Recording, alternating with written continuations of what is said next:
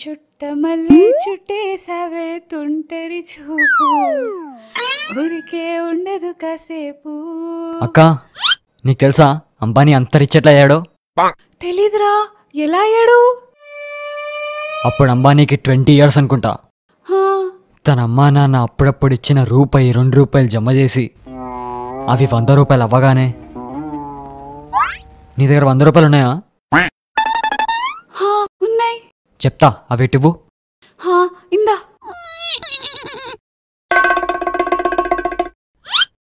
ఇదిగో అన్న, నువ్వు కూల్ డ్రింక్ తీసుకురాపో. చెప్పు. అయితే అంబానీ చాలా కష్టపడ్డాడు. నువ్వు కూడా కష్టపడితే ఈజీగా రిచ్ అయిపోతావు.